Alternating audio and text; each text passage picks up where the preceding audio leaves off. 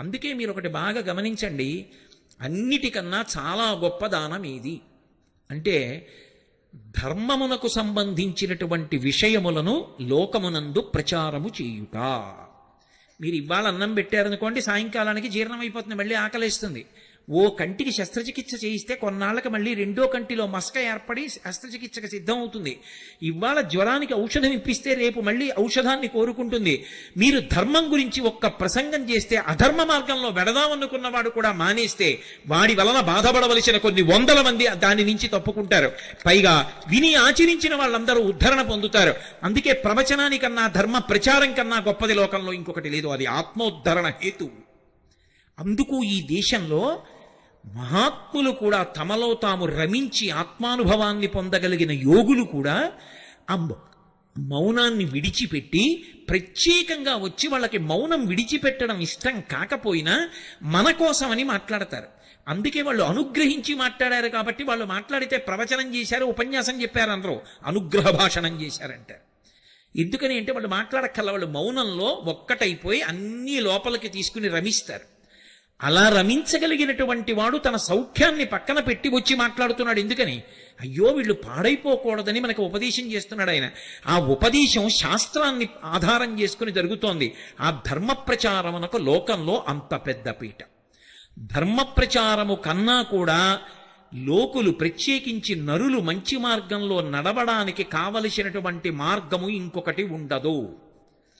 ధర్మమునందు అందరూ ఊంచుకుంటే అసలు లోకంలో నేరము, శిక్ష ఈ రెండు మాటలు ఉండవు. రామాయణంలో ఓ మాట అంటారు, ఎవరి నోటి విన్నా రామా రామా రామా అంతే. ఇంటికి తాళం కప్పలేదు.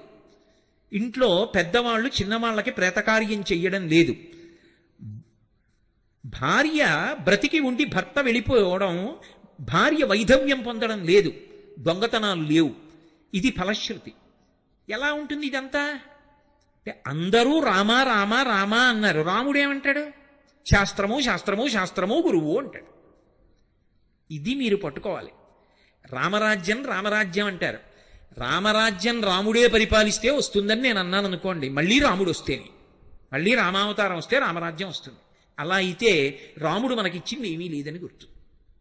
మళ్ళీ ఆయన వస్తే రామరాజ్యం వస్తుంది కాదు. రాముడు ఎప్పుడైనా పరిపాలన చేస్తున్నప్పుడు సంక్లిష్ట పరిస్థితి ఏర్పడితే ఎంతమంది ఎన్ని సలహాలు చెప్పినా వింటాడు. తాను నిర్ణయం తీసుకునేటప్పుడు ఏమని చెప్తాడంటే, నేను ఈ పని ఇలా చేస్తాను, ఎందుకో తెలుసా, శాస్త్రం ఇలా చెయ్యమని చెప్పిందంటాడు. శాస్త్రము ప్రమాణం ఆయనకి. తస్మాత్ శాస్త్రం ప్రమాణంతే కార్యాకార్యం వ్యవస్థితౌ. శాస్త్రం ఎలా చెప్పిందో అలా చేస్తాడు. శాస్త్రం ఎలా చెప్పిందో అలా చేసినటువంటి రాముని యొక్క పరిపాలన యందు ఎవ్వరూ బాధపడకుండా ఉన్నారు అంటే, నువ్వు కూడా శాస్త్రమును ప్రమాణంగా చేసుకుని పరిపాలన చేస్తే అప్పుడు కూడా రామరాజ్యమే వస్తుందని చెప్పాలి. అంతేగాని రాముడు వస్తేనే రామరాజ్యం వస్తుందంటే రామరాజ్యం రాముడు వచ్చేదాకా రాదు అని మంగళకర వాక్కు. కాబట్టి సా శ్రద్ధ కదితా సిద్భి యయా వస్తూపలభ్యతే. బాగుందండి, మీరేదో తలకొట్టుకు చెప్తున్నారు, సంతోషం. కానీ శ్రద్ధ కలగకపోతే ఎంత మీరు చెప్పినా ఇక్కడ విన్నప్పుడు పోని మీ మీద ఎందుకు పెట్టడం? ఈ ప్రసంగం చేస్తున్నప్పుడు నాకు శ్రద్ధ ఉంది కానీ కిందకి దిగేటప్పటికి పోయిందనుకోండి, ఏదో దొంగతనం చెయ్యాలనిపించింది అనుకోండి, అప్పుడు ఎలా? ఎవరికి చెప్పను? మళ్ళీ బెంగళూరు వచ్చినప్పుడు మీకు చెప్పనా, ఏమండి దొంగ బుద్ధి గురించి మీతో చెప్పాను కానీ ఆ రోజు సభ నుంచి వెళ్ళగానే ఏదో చిన్న వస్తువు ఎత్తుకుపోయాను సుమండి, అది ఏమిటో మరి ఆ రోజే దొంగతనం చేశాను విచిత్రం అని మీకు చెప్పనా? కాదు, అలా చెప్పలేదు శాస్త్రం. శాస్త్రం ఏం చెప్పిందంటే, నీ బలహీనత ఏది ఉందో దాన్ని బలహీనతగానే నువ్వు గుర్తించగలిగితే. ఆయన అలా చెప్తాడు కానండి, కళ్ళ ముందు దొరికింది ఎక్కడ వదిలేస్తామండి అన్నవాడికి భగవంతుడు ఏం చేస్తాడు? ఆయన అలా చెప్పాడు, అది సత్యం, నేను అలా తీసుకోకూడదు పక్క వాళ్ళది, కానీ దొంగతనం చేసేసాను, నాకు ఈ బుద్ధి పోవట్లేదు, ఏదో ఒకలా పక్క వాళ్ళది ఎత్తుకొద్దామన్న భావన ఉంటోంది. ఇది ఎలా అంటే, ఎవరికి చెప్పమని చెప్పిందంటే, అసలు నీకు ఈ సంకల్పాలు రావడానికి కారణమైన మనసుని నీకు ఇచ్చినవాడు ఎవరు? భగవంతుడు. ఆయనకే చెప్పు. ఆయన దగ్గర చెప్పేటప్పుడు దాపరిక వంతు, ఉన్నదున్నట్టుగా ఆయన ఉన్నాడు అని నమ్మి ఆయన దగ్గర కూర్చుని చెప్పు. అంతేకాని కాశీ నుంచి నేనే కొనుక్కొచ్చానండి విగ్రహం అంటే ఆయన పలకడం, అది విగ్రహం కాదండి, అది నేను కాశీ నుంచి తెచ్చిన విగ్రహం కాదండి, అది పరమాత్మ అంటే అప్పుడు పలుకుతాడు. సత్యసాయిబాబా గారు ఒక ఉదాహరణ చెప్తుండేవారు. వెనకటికి ఓ పిల్లాడికి ఎప్పుడు చూసినా పూర్ణత్వమే, అంటే అన్ని సున్నలే వచ్చేవి. ఎవరో ఒక ఆయన దగ్గరికి వెళ్ళి అడిగాడు, అలా ఉపన్యాసం చెప్పిన ఆయన, ఆయన నాకు మార్కులు రావట్లేదు, ఏం చేయమంటారు? విఘ్నేశ్వరుడిని పూజించుకోయ్. ఆయన విఘ్నేశ్వరుడు బొమ్మోటి పెట్టి అగరత్తుల పాపం 30 రోజులు తిప్పి పరీక్షకి వెళ్ళాడు, మళ్ళీ సున్నా. ఎందుకు ఇది?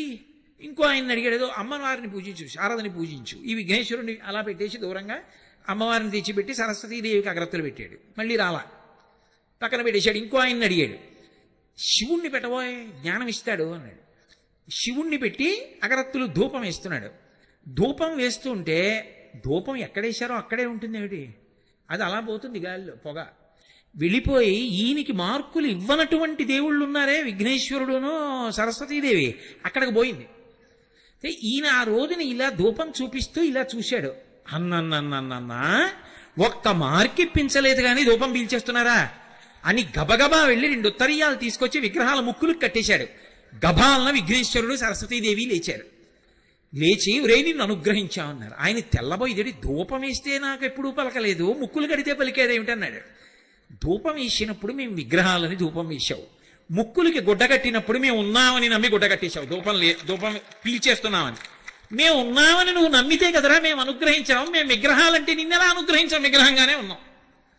ఇవాళ ముక్కు గుడ్డ కట్టావు, మేము ఉన్నామని నమ్మావు, ఏ భావనతో కట్టావు? ఉన్నామని నమ్మావు, చాలు ఉన్నాం పలికాం, ఇచ్చి సంపో విద్య. అసలు వాడు ఉన్నాడని నమ్మితే కదా వాడికి చెప్పడం. నేను కాశీ నుంచి తెచ్చిన విశ్వనాథుడు అండి, తిరుపతి నుంచి తెచ్చిన వెంకటేశ్వర స్వామి విగ్రహం అండి, నేను ఏదో కంచి నుంచి తెచ్చిన అన్నపూర్ణ కామాక్షి విగ్రహం అండి, ఇవన్నీ నీ తెచ్చిన విగ్రహాలేనండి. అంటే నేను అన్నాను ఎందుకు, అండం ఎందుకు, ఆ మాట అండం వదిలిపెట్టండి. కానీ ఈ విగ్రహాలు విగ్రహాలు విగ్రహాలు అన్న మాట మీరు అన్నప్పుడు అవి ఎందుకు పలుకుతాయండి? అవి పరమేశ్వరుడు ఏంటి? అసలు శ్రద్ధే లేదు అక్కడే. కాదు, వాడు ఉన్నాడు, వాడు ఆ రూపంలో కూర్చున్నాడు నా ఇంట, నా స్వామి. అందుకే సుప్రభాతం పాడితే నిలబడి పాడతారు, ఏకాంత సేవ చేస్తే కూర్చుని చేస్తారు.